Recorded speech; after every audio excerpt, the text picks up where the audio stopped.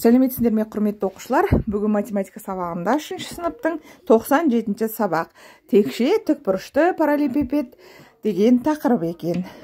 Тақырыпты бастамас бұрын каналға алғаш қосылып отырсаңдар, міндетті түрде подписацияны басып тіркеліп алыңдар. Енді бірінші есепте міне қорапта қабырғалары 1 см болатын текшелер салынған дейді. Бірінші қабатындағы 3 қатардың әрқайсына 3 текшеден орналастырған. Осындай 3 қабат текшелермен қорапты толтыруға болады дейді.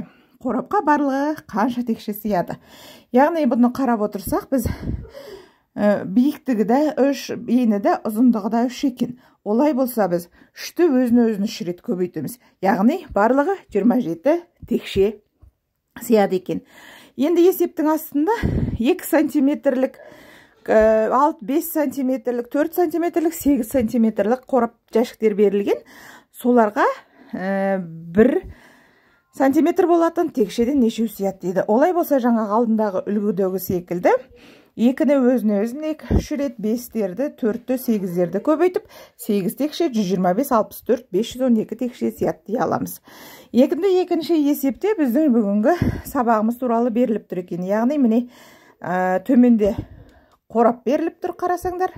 Сол қораптан қарап отырсақ, алдындағы біз өткен текше секілді 6 жағы, 12 қыры бар, тағы бір фигура шығып тұр екен. Бірақ бұның текшеден айырмашылығы ұзындығы ұзын болады. Сондықтан оны тікбұрышты параллелепипед деп аталады. Яғни ұзындығы ені биіктігі болады. Үшіншіде өз беттеріңменен мына үлгіге қарап отырып, тікбұрышты параллелепипедтің жазбасын әзірлеулерің керек екен. Жазбаны әзірлеу үшін қандай өлшемдер жасау қажет дейді. Ең алдымен ұзындығын, сосын енін, биіктігін өлшеп аламыз да, сол бойынша жасаймыз. Табаны қайсысы екені, бүйір жақтары, ені бойынша бүйір жақтары қайсысы, ол жазбада көрсетіліп тұр. Төртінші есепте түтіктер менен ермек саздан тікбұрышты параллелепипедтің моделін әзірле.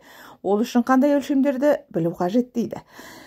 Осындай модель жасаудың алгоритмін құрастыр дейді. Енді түтіктер мен ермек саздан тікбұрышты параллелепипедтің моделін әзірлеу үшін бізге олардың ұзындығын, қырларының биіктігін білуіміз керек. Енді мына түтікшеден жасалған кезде ең алдыменен қырын санап 12 қыр дайындап аламыз да, желімменен бір-біріне жапсырады екенбіз. 5-ші ойнайық дейді. Яғни қолдарыңа текше беріледі де, ондағы сандар 8 мен 9-ның қосындысына көбейтілу керек екен.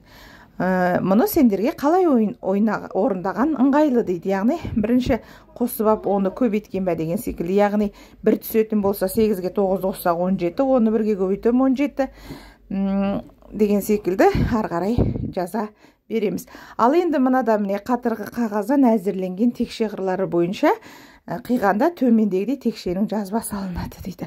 Бұл қайсысы болады дейді. Енді бұны қарап отырсақ, бұның жауабы Б екен. Егер жаңағы жауаптарын, есептердің қарап үлгермей қалсаңдар, тоқтатып қоюға, кейін қайтуға болады. Міндетті түрде подписацияны басып, лайк басып, комментарий жазыңдар және ссылкасымен достарыңмен бөлісіңдер.